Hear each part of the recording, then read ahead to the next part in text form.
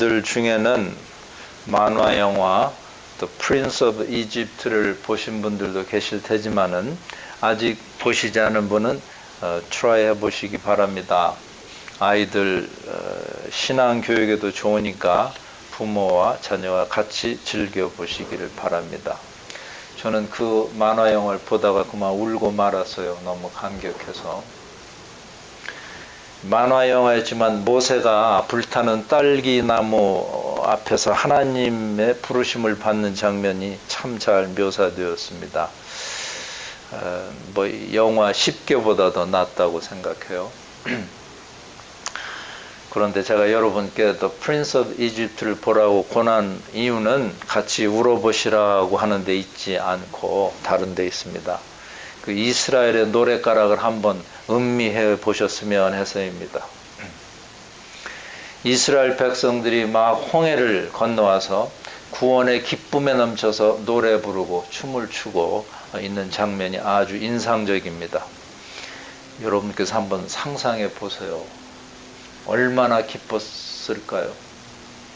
하나님께서는 오랜 종살이에서 구해주시고 또 추격해 오는 그 이집트의 군사들을 바다에 수장시키셨습니다.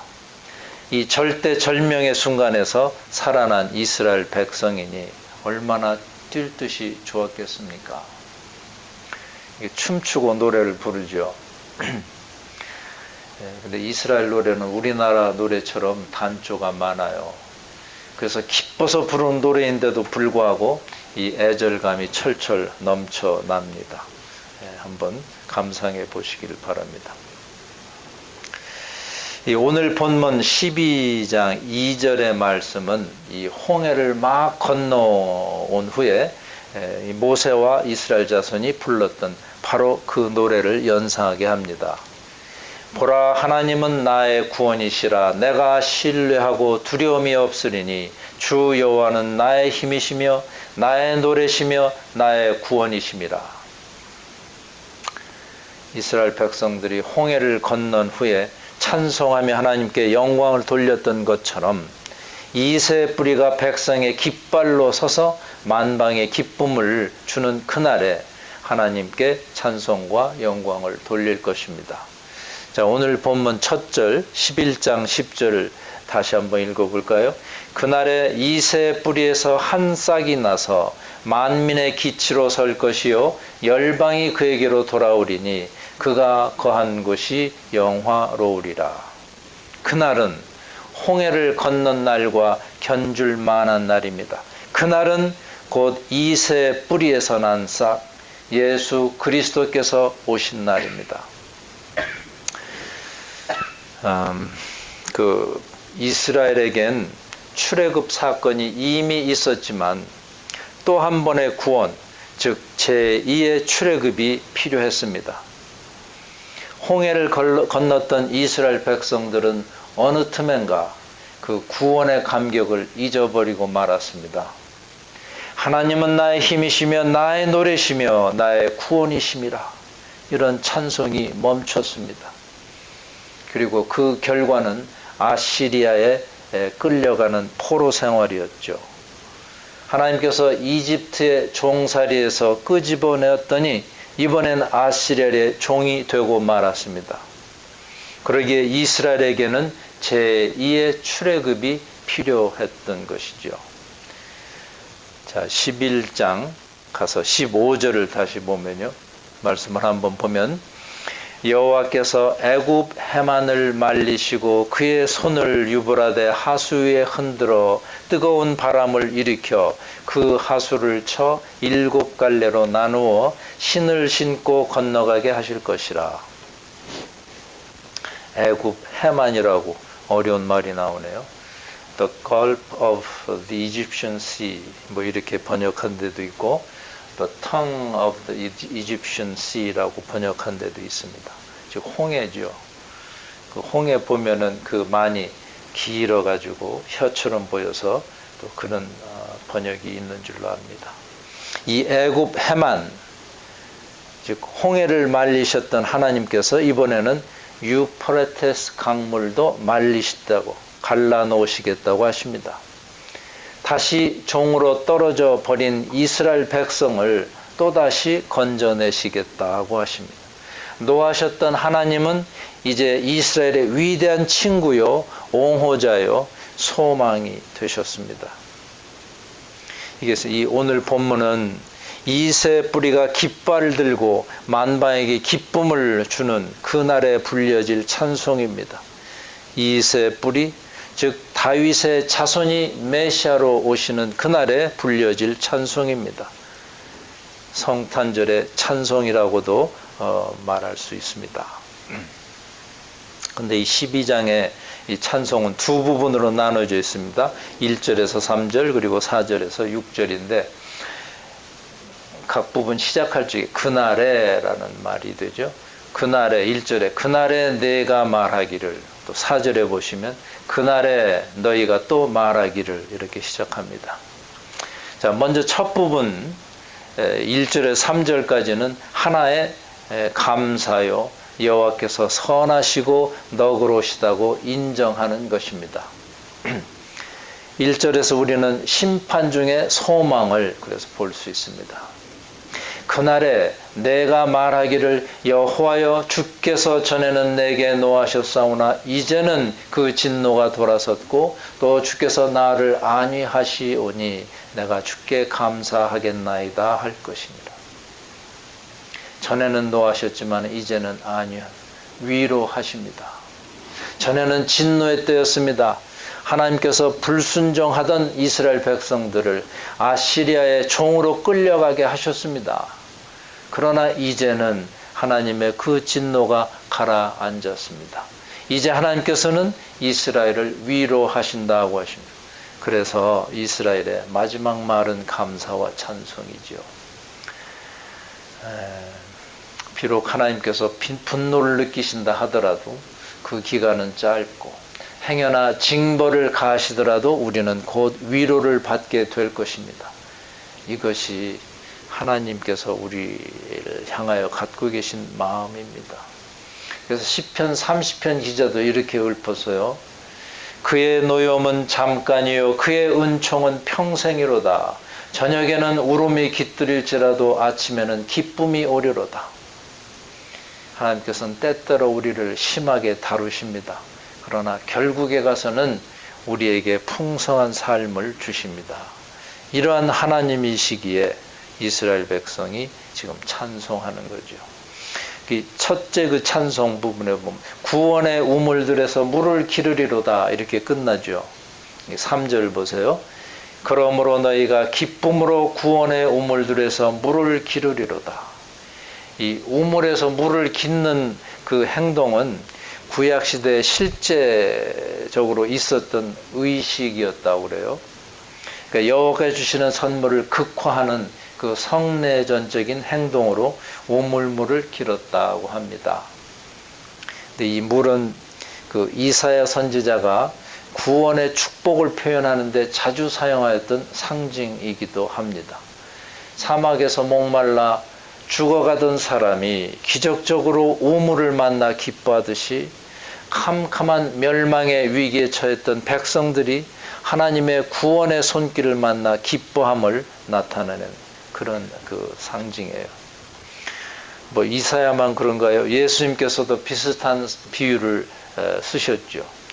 누구든지 목마르거든 내게로 와서 마시라. 나를 믿는 자는 성경의 이름과 같이 그 배에서 생수의 강이 흘러나리라. 예수 그리스도를 믿는 자는 그 배에서 생수의 강이 흘러날 것입니다. 예수 그리스도를 믿는 자는 그 배에서 성령의 역사가 넘쳐 흐를 것입니다. 그래서 주님께서는 수가성 여인에게도 같은 말씀을 하셨죠. 이 물을 먹는 자마다 다시 목마르려니와 내가 주는 물을 먹는 자는 영원히 목마르지 아니하리니 나의 주는 물은 그 속에서 영생하도록 솟아나는 샘물이 되리라. 이 사마리아 여인에게 필요한 것은 영적 목마름을 없애줄 구원의 물이었습니다. 오늘날 영적 갈증을 호소하는 이들에게도 마찬가지의 물이 필요합니다. 그 물은 주님이 주시는 물입니다. 그 물은 성령의 물입니다. 이 구원의 물은 모든 시대 죄인들에게 필요합니다. 구원의 우물들에서 물을 기르리로다. 이것이 첫째 번 찬송이지요. 근데 이 둘째 번 찬송은 이 명령형으로 일관되어 있습니다. 감사하라, 그 이름을 부르라, 선포하라 등등입니다. 이스라엘은 이제 기대하지도 않았고 받을 자격도 없는 하나님의 그 선물을 받고, 그래서 하나님께 감사하며 이름을 부르며 선포하며 찬송하라고 외치는 것입니다. 무엇 때문에 여호와 하나님께 이렇게 찬송하고 기뻐하라는 것입니까? 5절을 보시면은 그 이유가 나오는데, 여호와를 찬송할 것은 극히 아름다운 일을 하셨음이니 이를 온 땅에 알게 할지어다. 하나님께서 극히 아름다운 일을 행하셨기 때문에 우리는 찬송하며 기뻐 외치는 것입니다. 그런데 여러분, 극히 아름다운 일이라는 게 어떤 일일까요? 하나님께서는 훌륭하고 멋진 일을 행하셨습니다. 하나님께서는 예수 그리스도에게 아름다운 이름과 아름다운 직분을 주셔서 그 아름다운 일을 이루신 것입니다. 아름다운 이름과 아름다운 직분을 가지고 이 세상에 오신 예수 그리스도께서 하신 말씀이 있습니다. 요한복음 6장 38절 이하에 보시면, 내가 하늘에서 내려온 것은 내 뜻을 행하려 함이 아니요 나를 보내신 이의 뜻을 행하려 함이니라. 나를 보내신 이의 뜻은 내게 주신 자 중에 내가 하나도 잃어버리지 아니하고 마지막 날에 다시 살리는 이것이니라. 우리는 확신합니다. 우리 속에 착한 일을 시작하신 이가 그리스도 예수의 날까지 모든 계획을 이루실 줄을 우리는 확신합니다.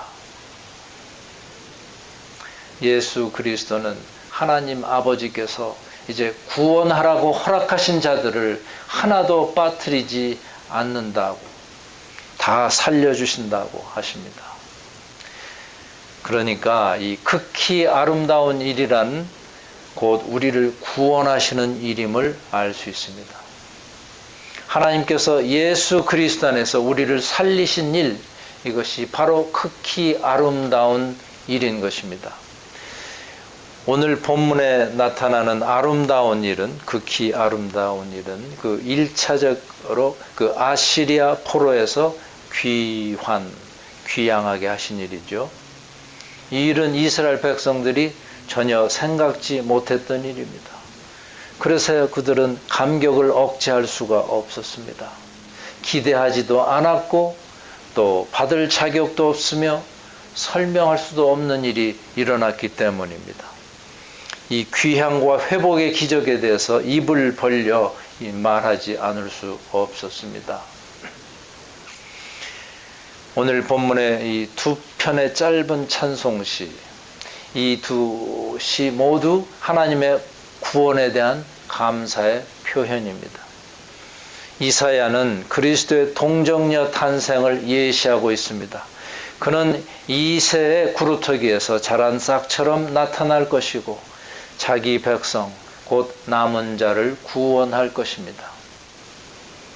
이사야는 이스라엘이 구원을 받을 날을 보고 기뻐 외칩니다. 보라, 하나님은 나의 구원이시라. 하나님께서 우리를 구원하심에 대한 감사지요. 하나님께서는 죄인들에게 노하고 계셨습니다. 그런데 그 분노가 사라졌다고 합니다.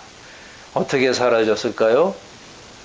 그 대답은 죄인들을 대신해서 당신의 아드님을 처벌하는 하나님의 공의에 있었습니다. 하나님께서는 이새 줄기에서 난 싹을 제공해서 죄인들을 대신해서 희생당하게 하셨습니다. 그러므로 자신의 죄가 주홍 같을지라도 죄를 용서받게 된 죄인들에게 감사가 있고 찬송이 있는 것입니다. 여러분들께서는 막 바다를 건너온 이스라엘 백성의 마음, 그 마음이 되어 보신 적이 있습니까? 보시지요. 앞에는 넘실대는 바다고 뒤에는 악착같이 달려오는 그 이집트 파라오의 군대입니다. 아찔한 순간이고 그야말로 독에 든 쥐의 형국이죠. 그런데 그때 바다가 갈라지고 살 길이 열렸습니다. 하지만 파라오 병사들도 그 길로 달려옵니다. 바다가 열리긴 했는데 아직도 영 죽을 맛입니다. 근데 이게 웬일입니까? 이스라엘 백성이 다 건너오자 바다가 다시 합쳐져서 이집트의 군대를 한순간에 수장시켜 버렸습니다. 그 자리에 여러분이 계셨더라면 입을 다물고 가만히 있었겠습니까? 흔히들 구원의 감격에 대해서 이야기를 합니다. 여기에는 많은 간증들이 있습니다. 흑암의 구덩이에 앉아 있다가 하나님과 다시 관계를 회복하게 되는 일은 기적이지요. 그러기에 감격 있고 눈물과 콧물이 흐릅니다. 우리 일생 중에 출애굽의 사건은 꼭 있어야 합니다. 죽었던 영이 다시 태어나는 일이 꼭 있어야 합니다. 이 중생의 사건이 우리로 하여금 신자로서 첫 발을 내디디게 합니다. 여러분은 하나님께서 여러분에게 이루신 극히 아름다운 일에 감격하십니까? 여러분은 본어겐의 감격을 체험하십니까? 제가 이렇게 물을 때 당혹감을 느끼실 분도 계실 것입니다. 아니, 중생의 체험이라니 그게 무슨 말씀입니까? 제가 기회가 있을 때마다 말씀드렸습니다마는 여러분 스스로 자신이 중생했는가 안 했는가 진단하실 수가 있습니다. 그것은 예수 그리스도는 나의 구세주이십니다. 이렇게 마음으로 굳게 믿고 입으로 시인할 수 있으면 그 사람은 중생한 사람입니다. 출애굽한 사람입니다. 그런데 예수 그리스도를 나의 구세주로 고백함에도 불구하고 구원의 감격을 느끼지 못하는 경우는 어찌 된 것입니까? 나는 분명히 하나님의 자녀가 되었다고 믿는데 왜 전도를 하지 못합니까? 왜 나에게는 감격이 없고 왜 내 믿음은 뜨뜻 미지근합니까? 이렇게 반문하는 분은 혹시 안 계시나요? 흔히 모태적 신앙을 가진 분들이 이런 당혹감을 많이 갖는 듯합니다. 홍해를 건너기는 건넜는데 어머니 품에 안겨 걷는 탓에 본인의 체험이 없습니다. 체험이 없고 감격이 없고 기쁨도 없습니다. 믿는 가정에서 자라난 탓에 신자로서 해야 할 일, 지켜야 할 일이 무엇인지는 대충 압니다. 그러나 마음이 움직여지질 않습니다. 그래서 이러한 당혹감 속에 있는 기간이 길면 길수록 율법주의에 빠질 위험성이 높아집니다. 여러분, 비록 홍해는 어머니 품에 안겨 건넜다 하더라도 유프라테스 강은 본인 스스로 건너야 합니다. 그럴 때 감격이 있고 흥분이 있고 능력이 있고 또 기쁨이 있습니다.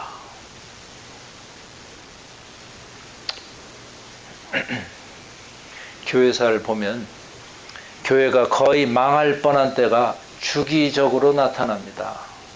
그렇지만 교회 뿌리는 남아서 새 생명을 얻곤 했지요.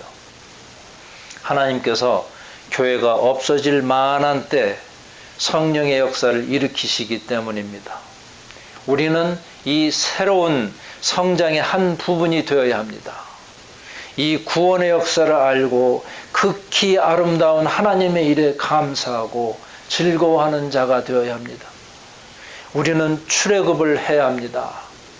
하나님과 끊어졌던 관계를 다시 맺어야 합니다. 우리는 또 제2의 출애굽을 해야 합니다. 하나님과 맺었던 첫사랑을 회복해야 합니다. 우리는 믿는 자의 기쁨과 감사를 되찾아야 합니다. 이제 우리는 하나님께 대한 사랑의 고백이 쉴 사이 없이 나와야 맞습니다. 저는 38의 나이에 겨우 예수님을 알게 되었습니다. 그런데 이처럼 뒤늦게 예수님을 만난 저 역시 첫사랑의 열기가 식고 방황할 때가 있습니다. 기쁨을 잃고 감사를 잊고 지날 때가 있습니다. 저에게 행하신 극히 아름다운 역사를 망각하고 하나님께 불평할 때도 있었습니다. 그러기에 이 시간에 저는 하나님께 회개합니다. 완악해진 마음을 주님께 온전히 맡기오니 다시금 부드럽고 촉촉한 땅으로 만들어 주십시오. 이렇게 간구합니다. 잃어버린 기쁨과 감사를 되찾기를 소원합니다. 여러분 중에서도 저와 공감하시는 분들은 이 회개에 동참하십시다. 우리 한 사람 한 사람이 그 마음속에 하나님을 사랑하는 마음으로 활활 불타기를 소원합니다. 오늘 본문 말씀은 우리의 마음이 하나님의 사랑으로 달궈지려면은 찬송을 하라고 권면합니다. 그러면 어떻게 찬송을 해야 할까요? 오늘 본문에는 이 세 가지 찬송하는 자세를 우리가 찾아볼 수 있는데요. 첫째는 찬송은 기쁨으로 해야 합니다. 이 3절에 다시 보면 그러므로 너희가 기쁨으로 구원의 우물들에서 물을 기르리로다. 기쁨으로 구원의 우물들을 기르시기 바랍니다. 자, 우리로 하여금 즐거워하게 하는 것, 이것이 하나님의 구원 계획의 일부예요. 그러나 죄로 인해 하나님의 이 계획에 차질이 생겼습니다. 세상의 영은 우리에게서 웃음을 앗아갔습니다.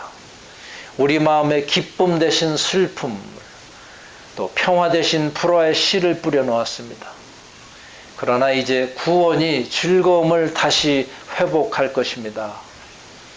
예수님의 기도에서 분명히 나타났지요. 요한복음 17장 13절에 예수님의 기도가 나옵니다.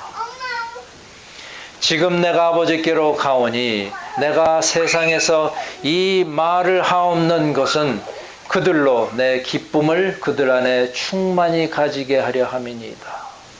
주님의 기쁨을 우리 안에 가득 채워 주시고자 하는 것이 주님의 소원입니다. 그러니까 기뻐하는 것 자체가 하나님께 찬송이 됩니다. 기쁨은 하나님 나라의 하나의 속성입니다. 항상 기뻐하라. 여러분 아멘으로 화답하십니까? 이 말씀에 순종하시나요? 뭐 그리 기뻐할 일이 있다고 항상 기뻐하랍니까? 이렇게 버티고 계시는 분은 안 계시는지요? 그러나 주님께서 항상 기뻐하라 우리에게 명령하실 때에는 당신이 우리에게 기뻐하시를 주시겠다는 약속인 것입니다. 기뻐하라고 명령했으니 억지로라도 이 말씀에 순종해 보십시다. 그리고 나에게 어떤 일이 벌어지는가 두고 보십시다. 우리는 기쁨으로 주님께 찬송을 돌려야 하는 존재들입니다. 우리의 이 의무를 잊지 맙시다. 어떻게 찬송하는가? 그 둘째는 기도하는 자세로 해야 합니다. 본문 4절 보세요. 12장 4절에 그날에 너희가 또 말하기를 여호와께 감사하라 그의 이름을 부르며 라는 말씀이 있지 않습니까? 하나님의 이름을 부르는 이것이 기도죠. 하나님을 부르며 기도하는 자세로 찬송하라는 것입니다. 사실 기도문에 멜로디를 붙인 것이 찬송 아닙니까? 찬송가죠. 그러기에 찬송이 기도이고 기도가 찬송입니다. 그의 이름을 부르며 찬송하는 자세는 기도하는 마음으로 찬송하는 것입니다. 찬송은 그저 입으로만 부르는 노래가 아니라 내 영이 하나님께 드리는 노래입니다. 하나님과 내 영이 하나가 되어 부르는 찬송이 진정한 찬송입니다. 우리가 예배 시작에 여러분들 찬송하셨는데 어떻게 하셨는지 먼 산 보면서 하시지는 않았지요. 딴 생각하면서 입만 벙긋벙긋 하지는 않았겠지요. 만약 그렇게 불었다면 그것은 진정한 찬송의 의미가 없습니다. 하나님께서 기뻐하지 않으십니다. 기도하는 자세로 부르는 찬송은 내 마음문을 열게 합니다. 기도로 하는 찬송은 성령의 임재를 가능케 하고 기도로 하는 찬송은 치유하는 능력을 갖습니다. 자, 세 번째로 전도가 곧 찬송의 자세입니다. 자, 같은 4절 후반부에 보시면은 그 행하심을 만국 중에 선포하며 라는 말씀이 있습니다. 하나님께서 행하신 아름다운 일은 어느 누구에게도 가만히 있을 수 없게 하는 종류의 일입니다. 그 소식은 나누어 가져야 합니다. 그러니까 전도 자체가 하나님께 찬송하는 행위라는 말씀이죠. 우리로 하여금 홍해를 건너게 하시고 유프라테스 강을 건너게 하시는 하나님께 우리는 가만히 있을 수가 없습니다. 찬송을 억제할 수 없습니다. 구원의 역사를 눈으로 본 사람은 기뻐서 춤추고 노래하지 않을 수 없습니다. 극히 아름다운 일을 행하신 하나님을 온 세계에 알려야 합니다. 교회는 성령의 불길로 활활 타야 합니다. 전도는 우리 안에 열기를 채는 척도입니다. 전도하고 선교하는 교회는 열기가 있는 교회요. 전도하지 못하고 선교에 관심이 없는 교회는 열기가 없는 교회입니다. 그저 껍데기만 교회일 뿐입니다. 이처럼 기쁨을 가지고 찬송하고 기도하는 마음으로 찬송하고 극히 아름다운 일을 전하는 마음으로 찬송할 때 우리는 다시금 뜨거운 마음을 가질 수 있을 것입니다. 아무쪼록 이집트 바다를 지나고 유프라테스 강을 건너서 하나님의 사람이 되고 하나님과 교제하는 사람이 되어봅시다. 주님과 사랑의 관계를 맺고 기쁨과 기도와 전도로 찬송하는 사람이 되십시다. 하나님께서 행하신 극히 아름다운 일을 증거한 사람이 되십시다. 그리하여 내 마음이 하나님의 나라요 내 이웃이 천국으로 화하는 놀라운 기적을 체험하는 우리 모두가 될 수 있기를 간절히 기원합니다. 기도드리겠습니다. 은혜로우신 하나님 아버지, 저희를 불러주시고 깨끗이 못한 입술로 주님을 찬양하게 하시니 감사합니다. 홍해를 건너고 극히 아름다운 일을 목격하며 불렀던 저 이스라엘의 찬송이 저희들의 찬송이 되게 하소서. 이새 뿌리에서 난 새싹이 깃발을 휘날릴 때 터져나오는 찬송이 저희들의 찬송이 되게 하소서. 잃어버린 기쁨을 되찾고 식어버린 기도에 불을 다시 붙이고 하지 못한 전도에 힘을 쏟으며 찬송하는 백성이 되게 하소서. 그래야 우리 안팎이 천국이 되는 놀라운 기적을 체험하게 하옵소서. 예수님의 이름으로 기도드립니다. 아멘.